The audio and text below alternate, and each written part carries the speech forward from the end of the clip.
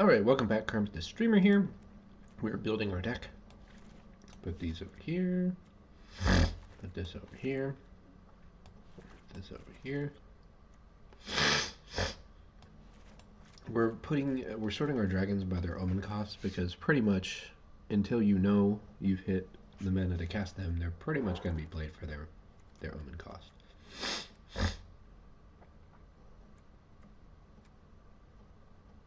I don't think we want the Summit Intimidator. We've got some other cards with reach, and I don't think we're particularly aggressive. And basically, what that card is, I think, is an aggressive card.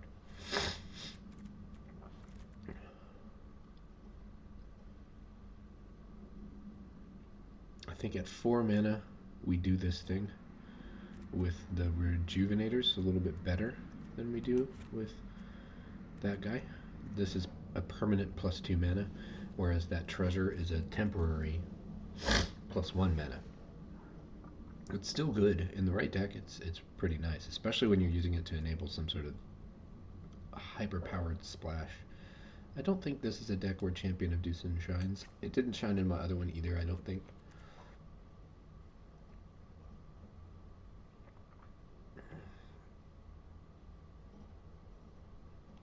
I worry that this is not a thing we want to do. Maybe if we had more Harmonize, it would be a thing. We don't really have a lot of Harmonize.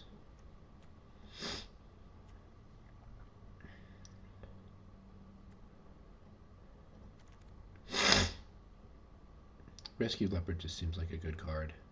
I love any card that either lets you draw a card or lets you loot, or this would actually be, this would actually be I think that's what's called a loot, where you discard a card and then draw a card.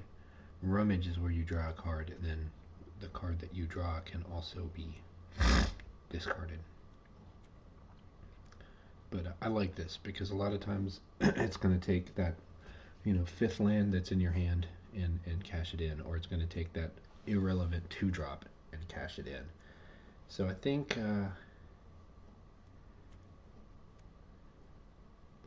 this is a 3 casting cost 3/3 first, and then it does the other thing that it does, which is cash in some small thing that you don't really care about, or allow you to do something like Twin Bolt, where you kill one thing and damage the other, and then kill the second thing. But I still think that Twin Bolt is just not quite powerful enough for us to main deck. Why do we have so many cards still? Goodness gracious. Okay, Heritage Reclamation, we're going to go down to just one of, for sure. Maybe even one less.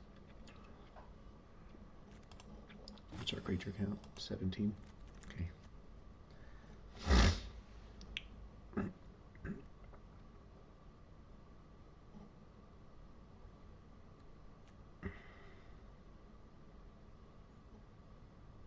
I like Dragon's Brood Relic a lot.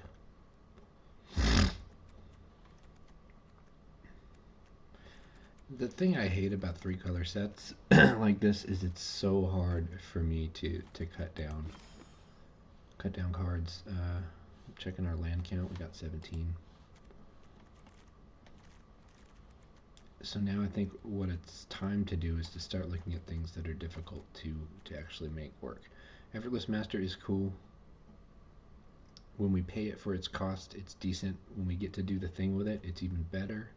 But how often are we actually going to get to do the thing with it?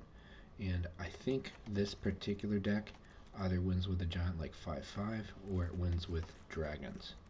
So flying, we're prioritizing things that fly a little bit, because I think that evasion is going to be the thing that puts us over the top with this deck, and not necessarily big, beefy ground things.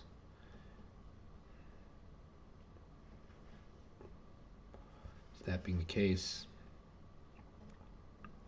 Sagu Pummeler is looking like it's going to hit the chopping block as well.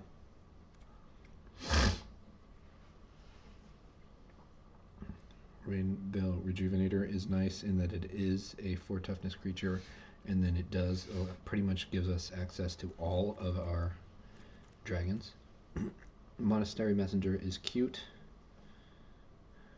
I don't know whether it's playable. Because it flies, I think I'm going to take it over Soundcrafter Mage. Even though Songcrafter Mage is in our colors, I think this effect, even at 4 mana, is worth doing. And you know a thing that I'm going to do here?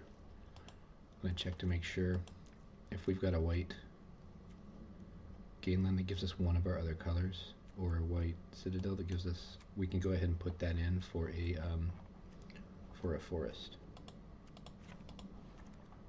Then there's a chance we might get this at 3.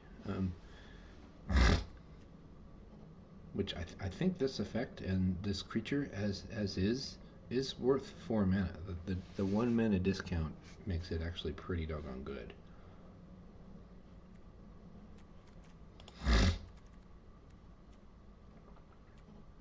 Because we have removal,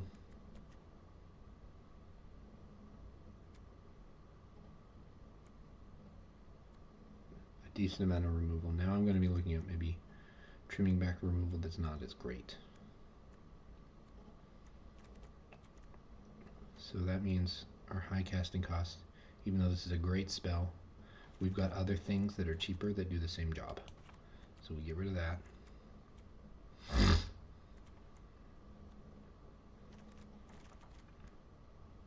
Roamer's Routine is just a great one-off, I think.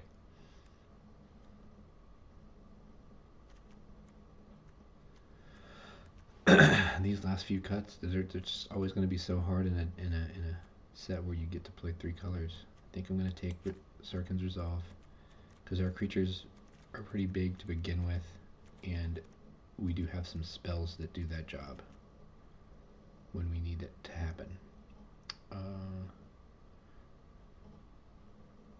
Devotee is fine. Auroral Procession is hard to keep, but we have lots of things that we would love to get back with it. Mammoth Bellow is fine, because this already has Harmonize, but getting to cast it twice and then Harmonize it's pretty doggone good. I guess that's actually it, though. I guess we just don't have anything like absolutely insane. I mean, we do have a pretty cool loop with Auroral Procession and Monastery Messenger. That's the coffee. I'll be right back.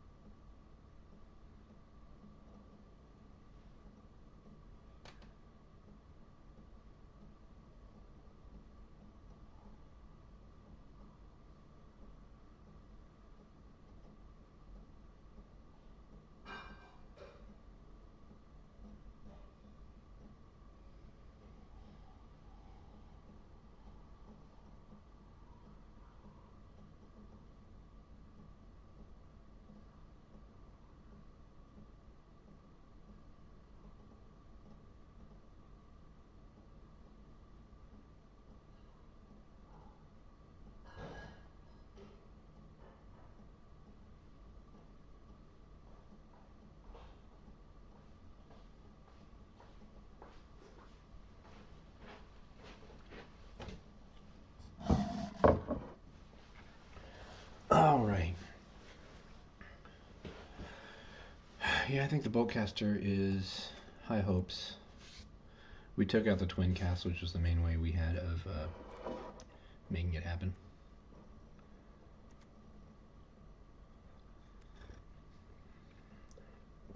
Now I do think now we want to look towards looking at some of our less good dragons. I think Storm Shriek Feral is one of those.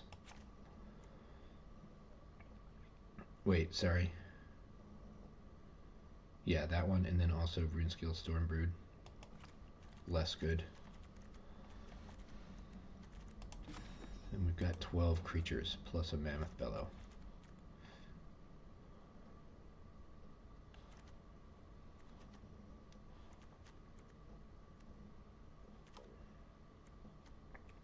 We've got a lot of removal though. We've got a decent amount of cards that draw an extra card. So I'd say our creature count is in trouble. But I'm also not sure what we should be cutting. Probably non-creatures. So that's going to go.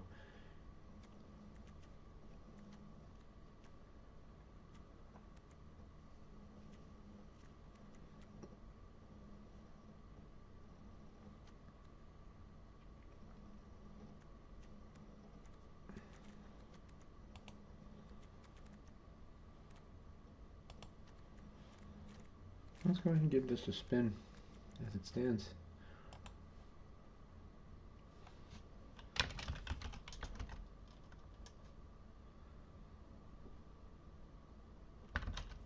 Just going to call it dragoning. So we're going to try to do, I think we have time for one, maybe two matches, so we'll give it a shot.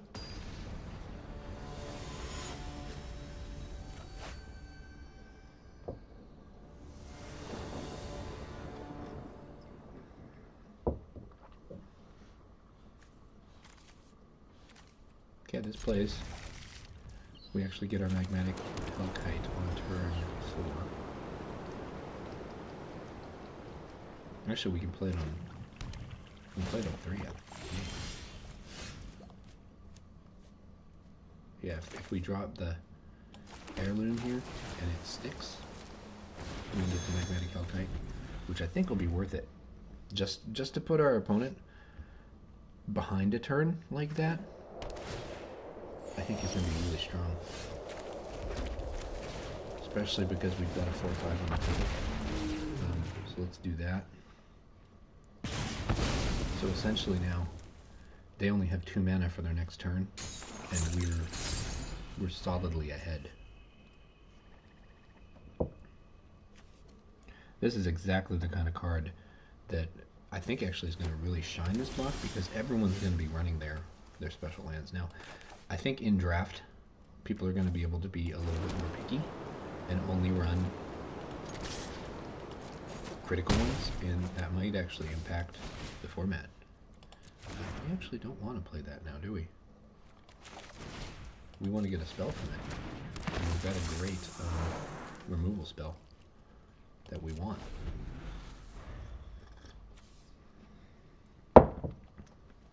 Effectively, we added 2 power to the board, same as adding this. The fact that it's flying Vigilance here matters when there's creatures on the table.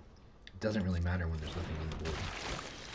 I don't think I even want to do a removal spell here normally, but because I'm going to get that spell back when I cast the Monastery Messenger, I think it's okay. Ooh, we can use the ability on this. That's great. Gonna use it on the Magmatic Hellkite. Gonna go ahead and just delay our casting of the Monastery Messenger for the extra card. We can actually afford this right now. Nope, we gotta do it like this. 2, give me 2. There we go. So we get to do all the things we wanted, plus draw an extra card, so.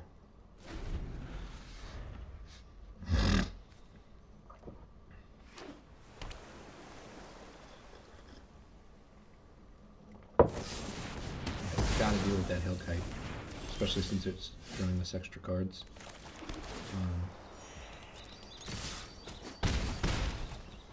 We're far enough ahead that I'm happy here, but I don't trust that we'll remain ahead.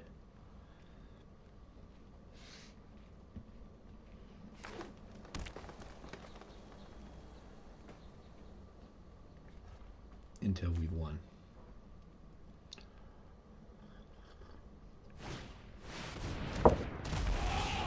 This reaches, which is a problem. We can still attack with our Death Touch guy, or we can just kill. Oh wait, he went with a 7/7. Go ahead and tap it down then. Almost just fired off that spell without even thinking. We're gonna lose the match, buddy. So now he plays another thing that's not huge, or reach. We just kill it with Molten Exile. The only problem here is that he knows we have the Exile, so... Exhale, exhale, exhale. He knows we have the Exhale. So, you know, he's going to play his turn accordingly, hopefully, but, you know, he still has to have within his 5 cards here something that matters. And essentially all he has to do is block one of my guys, which he's able to do. So we'll go ahead and send the Death Toucher, because we will make that trade all day. And he will have to make it.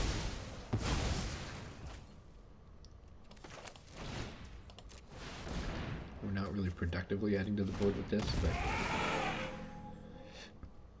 we're going to mill, because we're more likely to get rid of lands at this point. Or something that we can do a thing with. So that's pretty good. Do we have the mana to do this right now? No, we don't. I didn't think so. I like the weird snake graphic around cards with Renew.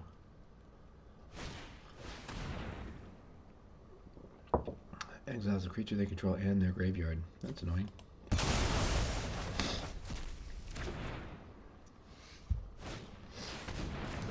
Golly, that's a giant thing.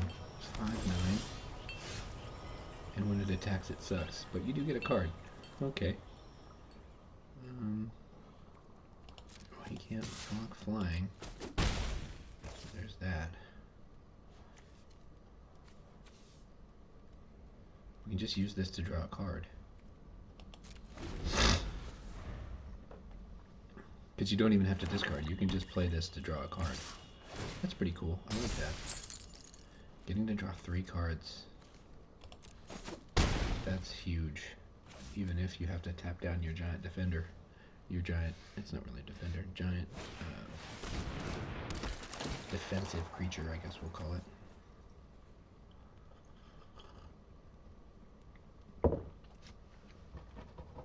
I really like Glacial Dragon Hunt, because you're able to turn material that's not really board affecting into something nice, and you get to draw a card too.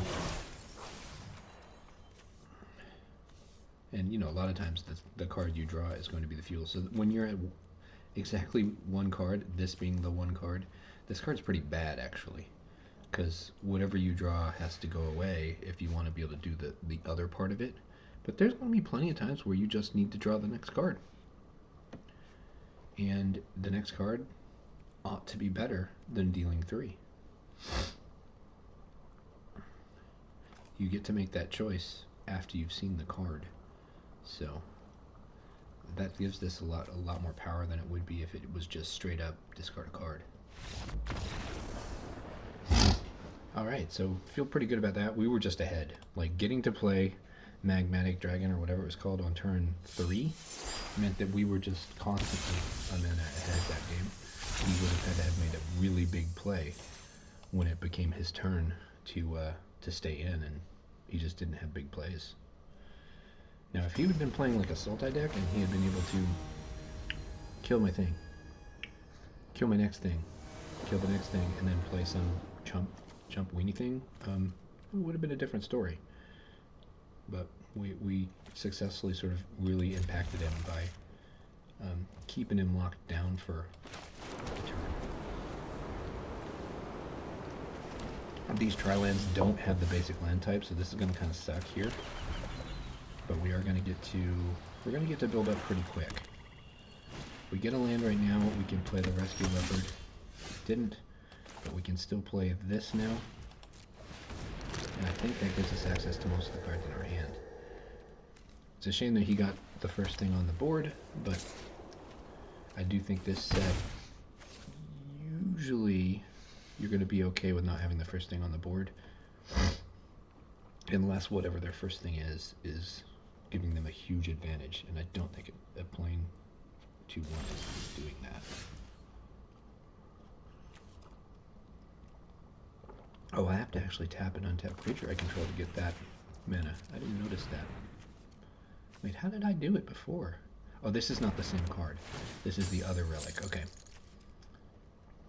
This is the one that makes the dragon. This is less good.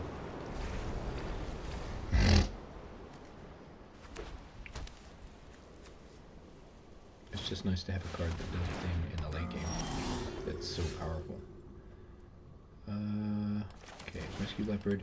We may discard the Runner's Routine. Wait, what? Oh, it's whenever this becomes tapped, not when it comes into play. Okay. Yeah.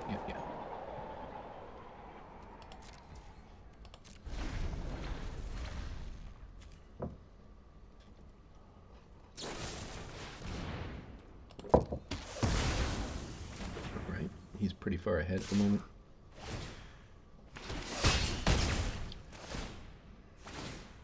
We can't do the land thing with the Hellkite, but it's still a 4/5 creature. And that being the case, I think it's what we want to do here. Now, if he has removal for it, we're pretty screwed. But if he had removal for anything we were going to cast, we were pretty screwed anyway.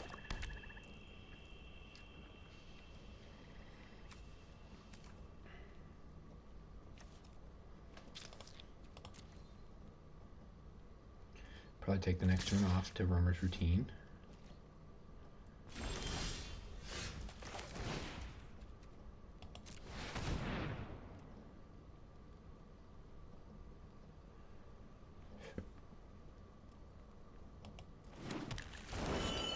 Shame that the land comes into play tapped.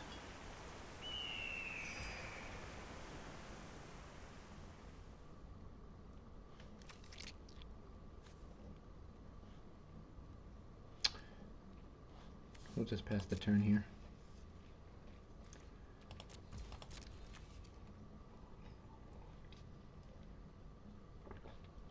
Yeah, you might as well untap this. There was no cost to him to do that, basically, just pay mana I have.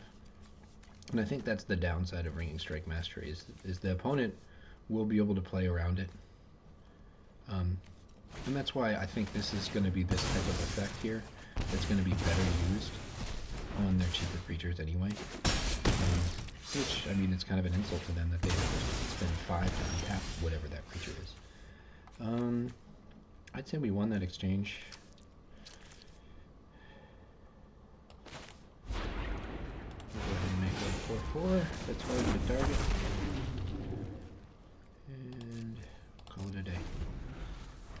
How much mana does this take? That takes... golly, it takes a black mana too. We happen to have a black mana, but... oh, is it one of every color? It's Wooborg? 8. It takes 8 mana. But you can use the relic to make it happen.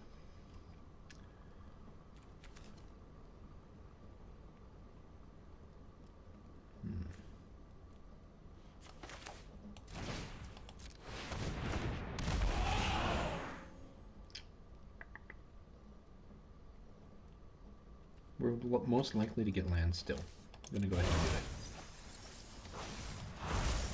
Yeah, we got a Devotee, we got the Pummeler, which we can actually cash in, and we got a land that we don't care about. We can go ahead and do the Omen here, get us into 5/7/7.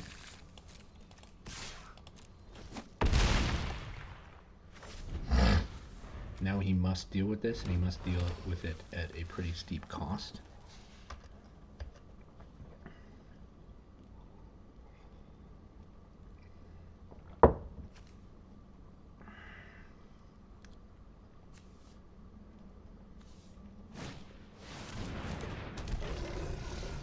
that guy doing? Ooh, he gets the token's death touch. That's pretty cool.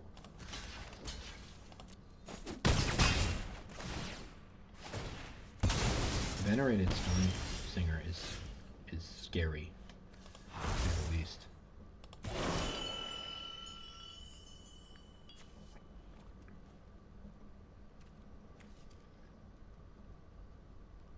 We actually don't want to do this thing here.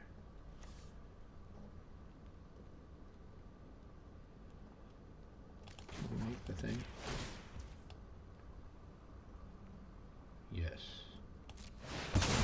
That's worth doing. 3 damage. We gotta kill that Storm Singer. And just because we're so low on life, I'm gonna pass this turn. I don't want anything stupid to happen. And now we kind of have this board. Ooh, that's such a good card. Glad we didn't attack.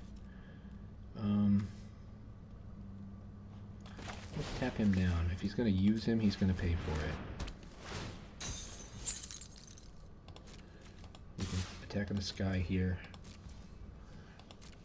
We're going to make a Rejuvenator. And then we will put... We're not going to do the thing this time.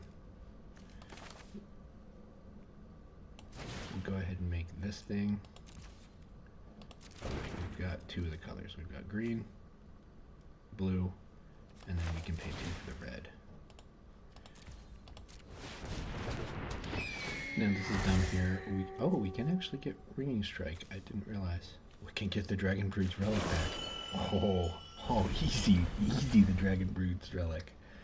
Yeah, that's pretty good. I'll take it. Oh, that's fantastic, actually.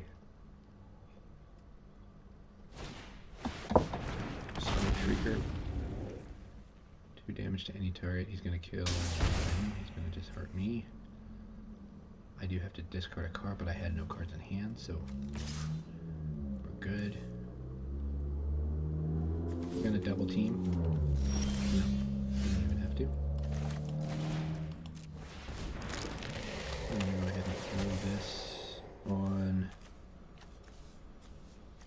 Monster Messenger. Because it's got Vigilance.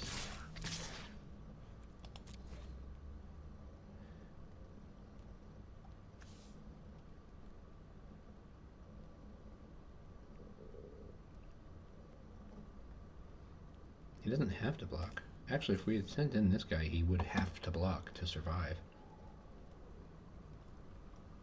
Honestly, we probably should have just sent the whole team. I didn't like the risk factor of what if he's got something.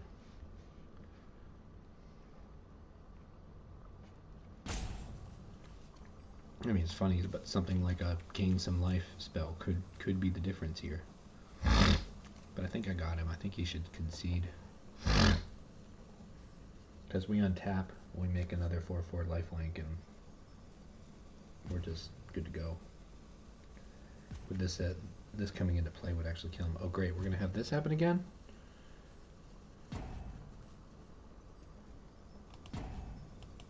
I think that... No, I'm not going to go there.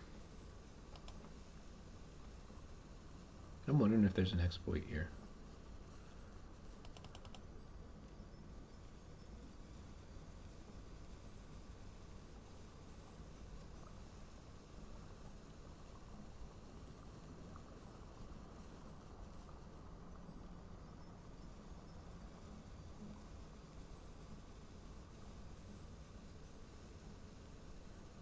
I don't like this. I'm going to exit out and come back in. I did nothing the last time, and we saw what that got me. So we're doing something this time.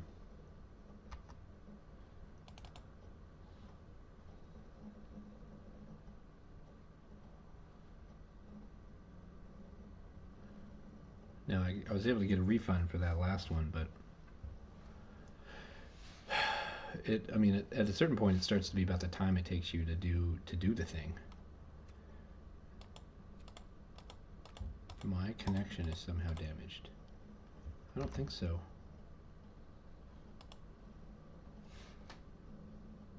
Huh. phone is acting up too.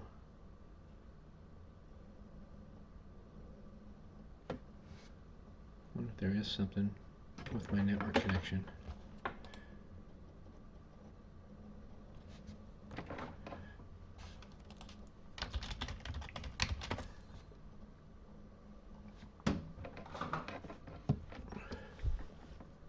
Oh, what the heck? They did a hot fix. That's what's going on.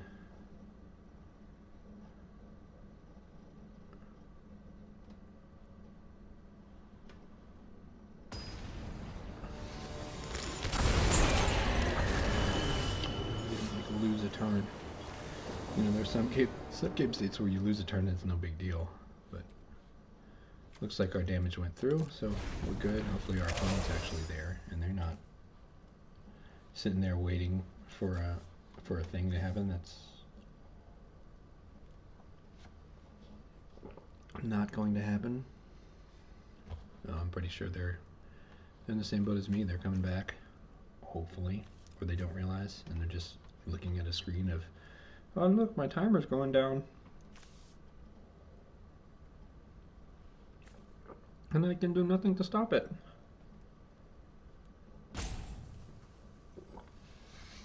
Alright, I'm gonna get up and be around, but I'm not gonna sit here.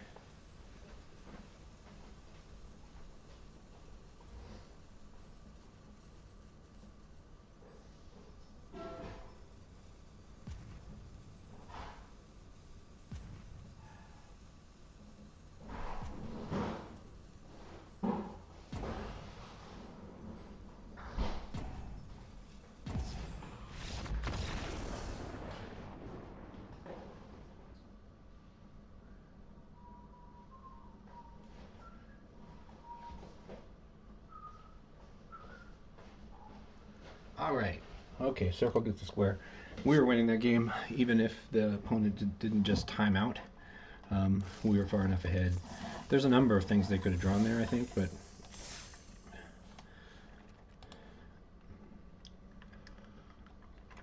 we were doing alright. Other than that first little bitty stumble on mana, which is going to happen this block. Like, you're just going to have some games. I mean, every game of Magic has a chance of being the 2-land game. It's just part of the design of the game. What you can do as a deck builder and as a drafter and as a limited player is work to mitigate that.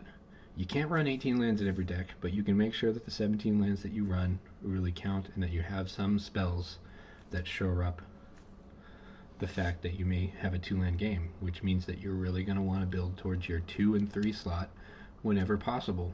You want those cards to be the most numerous ones in your deck. Can't tell you how long it took me to understand how important those cards are. Even if they don't look flashy, you have to run some Grizzly Bears and low casting cost stuff because you gotta have some plays.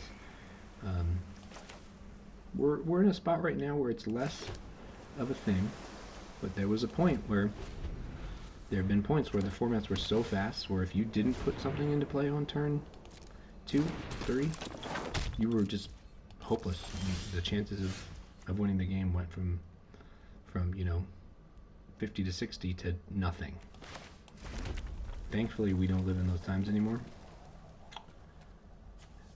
But you still have to do things. This is like, right now, this is the worst thing right here because we kind of did nothing. The good thing is we're gonna start adding the board. We're gonna get this dragon up pretty quickly. Can we make the dragon yet? No, we can't. But we can get the Rainfall Rejuvenator. That's at least going to do some work for us. We are going to go ahead and mill. It's going to do something good for us. Probably gives us a Harmonize. And this is a decent Harmonize here. We stick this on one of these guys, we got a 4/6 reach. Nothing's coming through. Now, when they've got a full hand, they probably have some removal, some bounce, some lockdown, something. So I don't think our actual next play is to fortify this guy. Oh great, we're doing this again. But it's one of our options.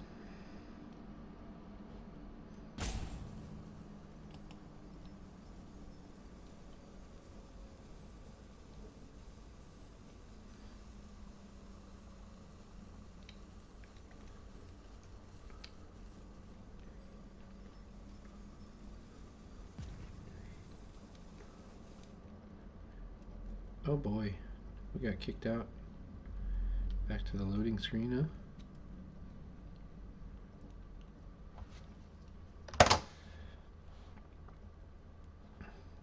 Okay, just making sure that we're not still uploading a video, because I mean, that could be impacting our network.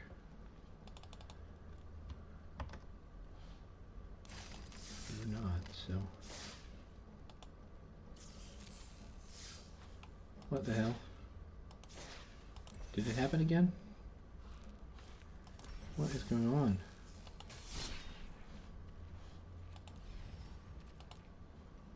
What the heck? Alright, let's see what's going on here. I feel like I'm playing a mobile game.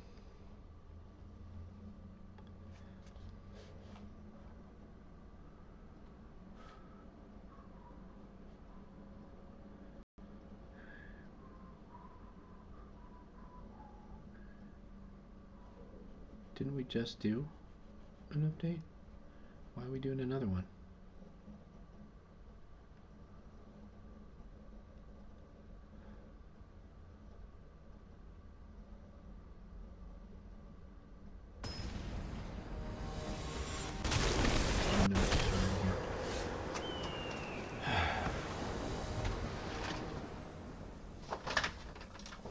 Alright, did we actually... Okay, we didn't get to see their turn. I don't think we lost anything. Oh yeah, that doesn't make a thing unless we have a creature. We can do this, and we can make the Rejuvenator. Time here.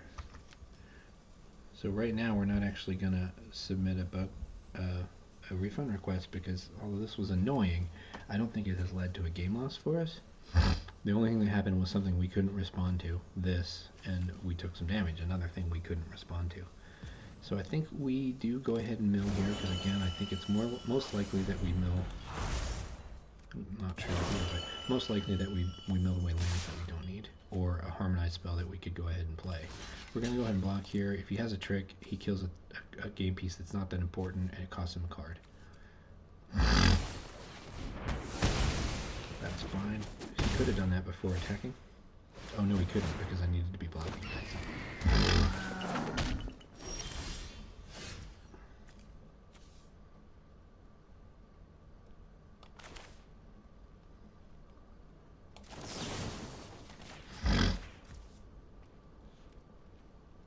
We're going to go ahead and behold our dragon. Sure, we can get another one of those. And a rural possession is fine. Wish we had a dragon that gave us life or something, but we don't. That's okay. I think we've got things. Oh, I didn't want to test. That's okay. Because now we've got another piercing exile. So we've got 2 piercing exiles on top of the thing.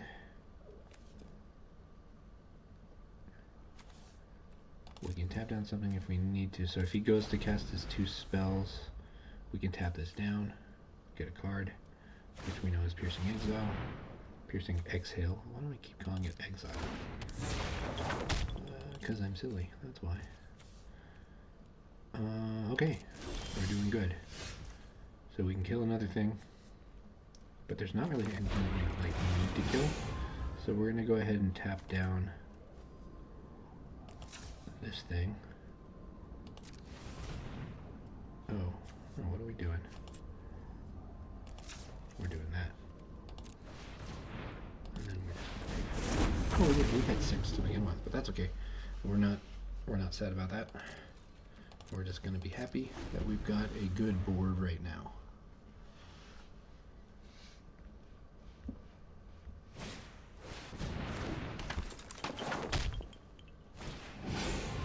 Not bad. He's going to get a bunch of eagles or whatever, birds. Alright, so this is an instant. Can we make the thing? No, we can't make the thing.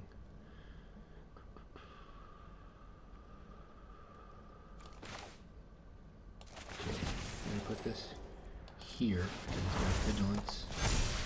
we've got Piercing Exhale at instant, so if he does go for the mass block, he's got to do it just right, or we get to kill the thing and still survive. This is nice, having 2 Piercing Exhales, one that he knows about and the other that he doesn't, on tap is really useful. He's got a big board, but I don't really think he has a good way to capitalize on it unless he's got a mass pump spell. A good Alpha Strike will just wipe us out here. We can deal with a thing, but we can't deal with all of the things.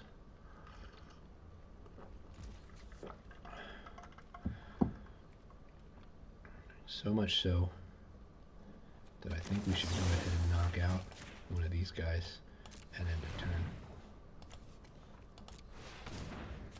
Hey, we got a dragon right there. Okay, we don't need to land anymore, so that's great. That's pretty useful. What can we... Let's go shopping here. What can we get with the procession? Get this dragon. We can get a removal spell. We can get... we can do cool things. Alright. So, we played the exhale that he knew about. He doesn't know that we have another one. So now he might want to go ahead and try to do the full block. We can go ahead and harmonize here. We're not going to tap anything because we still have the ability to play this at instant speed. And all we're doing here is we're just thinning our deck. We have a few more lanes in the deck.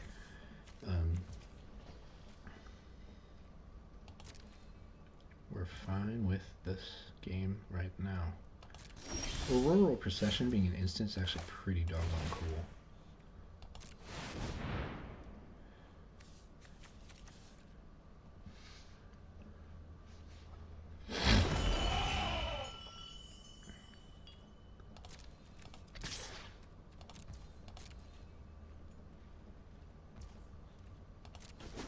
End step, we probably go and get our Mammoth Bellow back, because honestly, 5/5 on this board is pretty good. I mean, we're dying from flying if we're dying.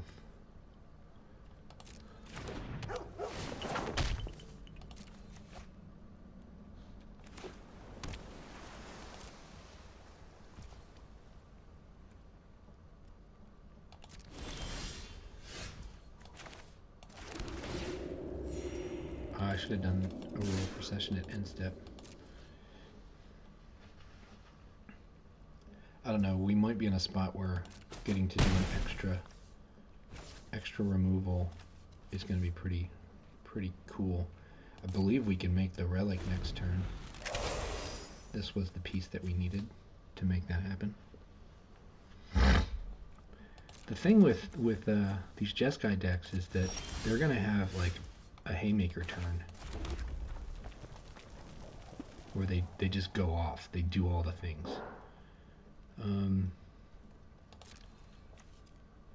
We gotta force them to block here.